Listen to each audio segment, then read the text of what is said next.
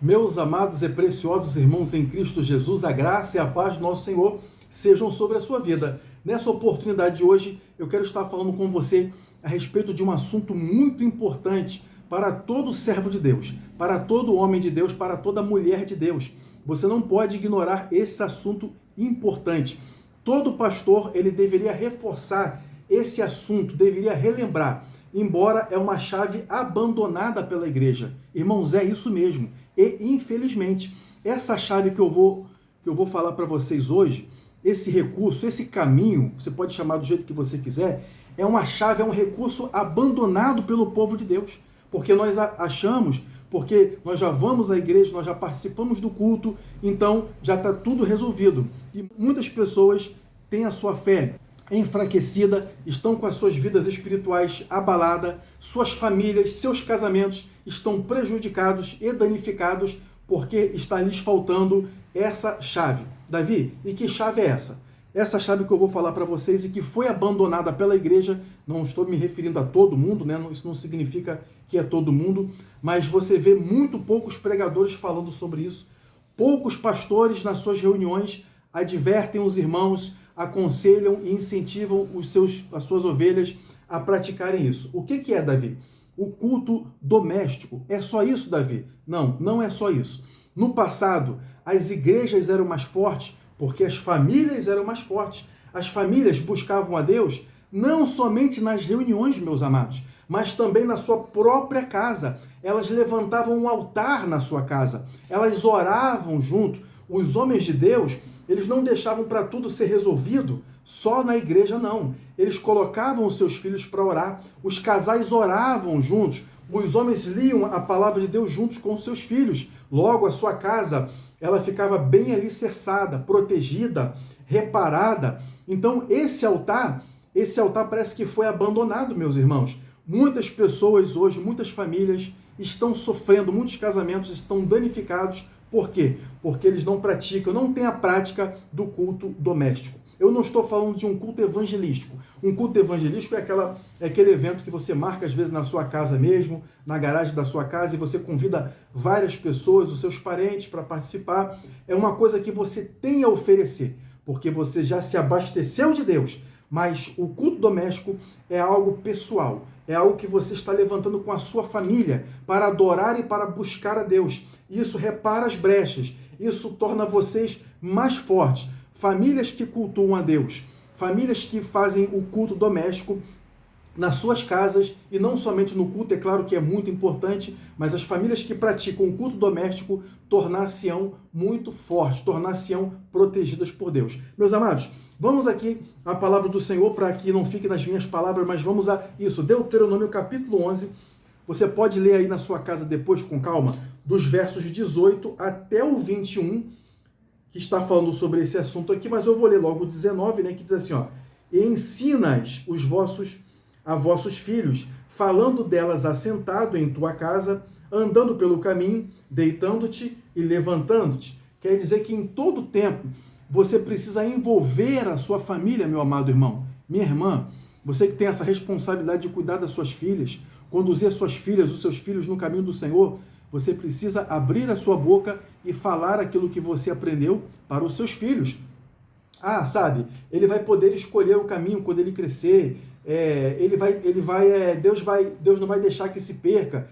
É a tua responsabilidade, é a nossa responsabilidade, como pai e mãe, conduzirmos as nossas famílias até a presença de Deus. Não somente do pastor que está lá na igreja, que prega, ou dos obreiros, mas é sua, meu irmão, é sua também, minha irmã. Então, no versículo número 21 diz assim, ó, para que se multipliquem os vossos dias e os dias dos vossos filhos na terra, que o Senhor jurou a vossos pais dar-lhes, como os dias dos céus sobre a terra. Então Deus promete aumentar os dias da pessoa que compartilha a palavra de Deus. Primeiramente, meu amado, guarda essa palavra aí, primeiramente com a sua própria casa. Porque a palavra de Deus diz que isso deve ser feito com os nossos filhos primeiramente, né? Versículo 18. Pondo, pois, essas minhas palavras no vosso coração, na vossa alma, atai-as por sinal na vossa mão, para que estejam por testeiras entre os vossos olhos. Quer dizer, aqui uma insistência, aqui uma saturação do Senhor Deus para que homens e mulheres coloquem a palavra de Deus diante da sua casa. Coloquem a palavra de Deus diante dos seus filhos. Aí o versículo 19, como eu li para vocês, né? Ensina os teus filhos, falando delas assentado na tua casa. Isso quer dizer o quê? Que tem que haver uma reunião na sua casa. Meu irmão, você precisa voltar a essa prática. Se o seu pastor falou com você ou não, se você está ouvindo isso ou não, porque na internet o que a gente vê? Os youtubers pastores, missionários, missionárias, eles falam de tudo quanto é assunto, tudo que está acontecendo no presente momento. Mas eles não falam as coisas que podem parecer que são repetitivas, mas que devem ser faladas novamente. Você não ouve falar que é preciso você realizar um culto na sua casa. E se você fizer isso, você vai ver como é que vai haver toda a diferença na sua casa. Davi, você pratica isso? Isso. Há muito tempo eu pratico isso. A minha família, ela realiza cultos domésticos durante muito tempo.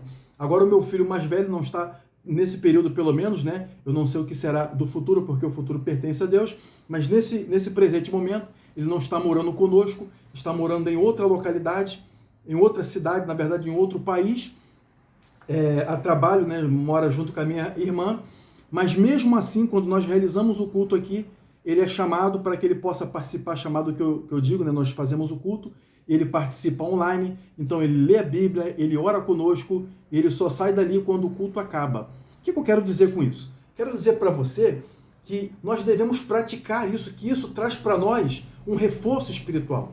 Isso ajuda você.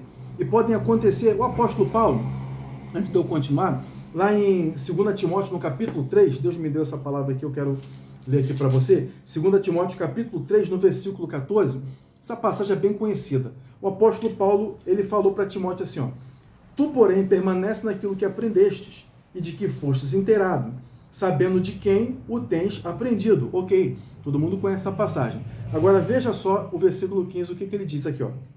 Aleluia. E que desde a tua meninice, a tua mocidade, a tua juventude, sabes as sagradas letras que podem fazer-te sábio para a salvação. Então, como é que ele tomou conhecimento desde a sua meninice, da sua juventude? Como é que foi isso? Porque os seus pais, porque desde criança, seus pais, seus avós, sua mãe, eles ensinavam, certamente eles praticavam o culto doméstico.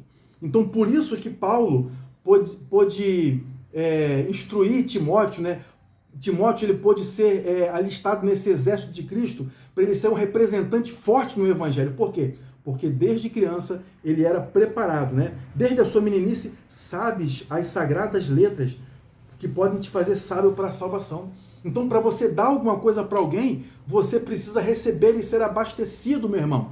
Glórias a Deus. Então, acontecem pelo menos 3 coisas, pelo menos, não quer dizer que para por aí, mas pelo menos 3 coisas podem acontecer quando você volta a praticar ou quando você resolve praticar o culto doméstico na sua casa. Eu recomendo que você o faça pelo menos uma vez na semana, pelo menos uma vez. Não precisa ser demorado, mas você deve ler a Bíblia, você deve orar, cantar 1 ou 2 hinos. Às vezes nós nem cantamos aqui. Nós lemos a Bíblia, nós oramos, conversamos alguma coisa, não é demorado. Não fica uma coisa exaustiva e cansativa, né? Mas pelo menos que você faça uma vez por semana. Pelo menos 3 coisas vão acontecer. Olha só, a primeira delas, né? A sua família vai ser fortalecida. Os laços familiares, eles serão fortalecidos. Então nós vemos hoje jovens se perdendo para as drogas, casamentos sendo rompidos. Então o que vai acontecer? Quando você começa a praticar, isso vai ser naturalmente, viu, meu irmão? Viu, minha irmã? Naturalmente, você não precisa ficar tentando exigir, chamar a atenção, pede perdão a ele. Claro que você pode fazer isso, mas você não precisa forçar a barra. Naturalmente, só de praticar o culto doméstico, os laços familiares são restaurados. Mãe com filha, filho com pai, ou até mesmo marido com a esposa. Sempre existe um arranhão, sempre existe pode haver uma questãozinha. Então a prática do culto doméstico vai trazer restauração, vai trazer renovo nos relacionamentos da casa. Então isso vai ser uma bênção. A segunda coisa que vai acontecer é o seguinte, né? Quando você pratica o culto doméstico, a sua casa, a sua família, ela vai ser conduzida à santidade. Isso naturalmente. Você não vai precisar forçar uma santidade, forçar uma espiritualidade para as pessoas verem você. Mesmo porque aquilo que nós fazemos para os homens nos verem não é válido para Deus. Então você tem que ter a aprovação de Deus. A validação dos homens, ela não é tão importante, mas a validação de Deus para você, essa sim, ela é muito importante. Então, quando você pratica o culto doméstico, minha irmã, meu irmão, na sua casa, quando você resolver fazer isso aí, se você quer ter uma família abençoada, o que vai acontecer? Sua casa, sua família, os membros da sua família, naturalmente, eles vão andar em santidade. Eles vão estar também protegidos, porque vocês vão estar orando uns pelos outros. Quer isso para a sua vida? Pratica. Terceiro e último, o que vai acontecer? A sua família, os membros da sua família, tornar-se-ão mais espirituais. Serão abastecidos naturalmente. Por quê? Porque eles vão estar respirando uma atmosfera espiritual, uma atmosfera da presença de Deus dentro da sua própria casa. Davi, mas eu já vou à igreja, Davi, eu estou achando isso que você está falando é muito bom, mas nós já vamos aos cultos, nós frequentamos os cultos, mas a primeira igreja, você deve saber disso, meu irmão. Minha irmã, você deve saber disso. A primeira igreja que você deve participar é a igreja que está dentro da sua casa. É dentro da sua casa aí que deve partir a bênção, meu irmão, para depois você levar a bênção para outros lugares. Tem gente que ele quer ser, minha irmã, muitas pessoas, tem irmã que ela quer ser uma bênção na igreja, ela quer orar pelas pessoas, ela quer dirigir o trabalho, tudo mais. Mas a casa dela está em desordem. Eu posso estar falando para alguém nesse momento agora? Não fica chateado comigo, não. Não sai desse vídeo, não. Deixa Deus falar com você. Talvez você precise gastar mais tempo com a sua família, com os seus filhos. Você precise se dedicar mais e deixar de se preocupar com o que as outras pessoas têm para pensar de você e se preocupar com o que Deus está achando a respeito da sua vida e da sua casa. Então coloque em primeiro lugar Deus na sua vida, levanta um altar na sua casa, para que Deus primeiro possa usar você e a sua casa possa ser uma bênção e depois você vai ministrar às outras pessoas. Vale para você também, meu irmão. Vale para você que é obreiro, para você que é pastor, te digo isso respeitosamente, mas não vai adiantar nada. Você está pregando bonito, você está viajando, você está falando qualquer coisa, mas se a sua família estiver se escoando pelos seus dedos aí como se fosse areia, não vai adiantar nada. Nós precisamos colocar nossa casa, nossa família diante do altar do Senhor. E a melhor coisa que nós podemos fazer é praticando o culto doméstico. Então, a espiritualidade naturalmente, ela vai ser reforçada na sua casa. Imagine uma casa onde os pais oram, a esposa ora, os filhos leem a Bíblia também, estão ali reunidos no nome do Senhor. O brilho, a presença de Deus, a unção de Deus, a espiritualidade, aquela atmosfera celestial, ela vai ser refletida naturalmente para a igreja local, para a sociedade, para as pessoas, naturalmente. É como diz lá o Salmo de número 118, né? O versículo de número 15, que diz assim, ó: nas tendas do justo, quer dizer, na casa, não é verdade, meus amados?